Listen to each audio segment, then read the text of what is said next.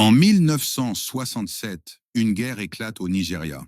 Ce conflit, connu sous le nom de guerre du Biafra, fera entre 1 et 3 millions de morts, dont une majorité d'enfants, victimes de la famine.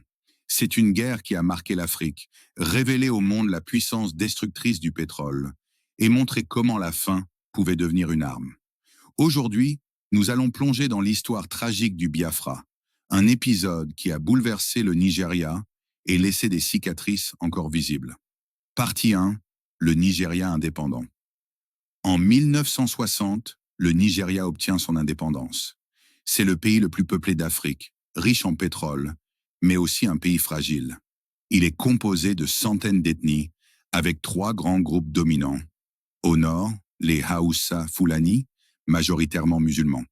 À l'ouest, les Yoruba. À l'est, les Igbo, chrétiens et animistes. Dès le départ, les rivalités régionales, ethniques et religieuses fragilisent le jeune État. Partie 2. Les coups d'État et les massacres. En 1966, un coup d'État mené par de jeunes officiers Igbos renverse le pouvoir. Plusieurs leaders politiques du Nord sont assassinés. En réaction, une contre-attaque sanglante se déclenche. Des milliers d'Igbos sont massacrés dans le Nord. Plus de 800 000 Igbos fuient vers l'est du pays pour se mettre à l'abri.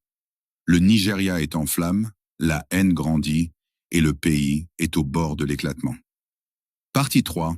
La naissance du Biafra. Le 30 mai 1967, le colonel Odumegwu Ojukwu, gouverneur militaire de l'Est, proclame l'indépendance de la République du Biafra. Pour lui, il s'agit de protéger les Igbos contre les massacres et de contrôler les richesses pétrolières de la région. Mais Abuja refuse. Pour le gouvernement fédéral nigérian, le Biafra n'est qu'une sécession inacceptable. La guerre est déclarée. Partie 4. La guerre et le blocus. Le Nigeria, soutenu par le Royaume-Uni et l'URSS, lance une vaste offensive militaire. Le Biafra, isolé, reçoit peu de soutien. Seule la France et quelques pays africains reconnaissent son indépendance. Rapidement, l'armée nigériane impose un blocus total. Plus d'alimentation, plus de médicaments, plus d'essence. Le Biafra est asphyxié. Partie 5. La famine, arme de guerre. Les conséquences sont terribles.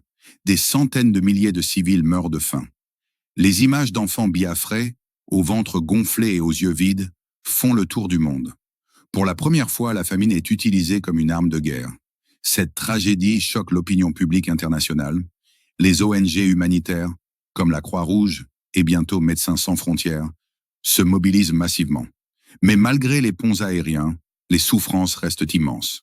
Partie 6. La chute du Biafra. Après presque 3 ans de résistance, le Biafra s'effondre en janvier 1970. Ojukwu s'exile en Côte d'Ivoire. Le Biafra cesse d'exister, intégré de force au Nigeria. Le bilan est dramatique, plus d'1 million de morts, surtout des civils. Conclusion. Les cicatrices du Biafra. La guerre du Biafra a laissé des cicatrices profondes. Le Nigeria est resté uni, mais divisé dans les cœurs. Aujourd'hui encore, certains mouvements indépendantistes, Igbos, réclament un nouveau Biafra. Cette tragédie nous rappelle une leçon dure. Les divisions ethniques, la soif de pouvoir et le contrôle des ressources peuvent détruire des nations entières. Et que parfois, ce sont toujours les innocents qui paient le prix le plus lourd.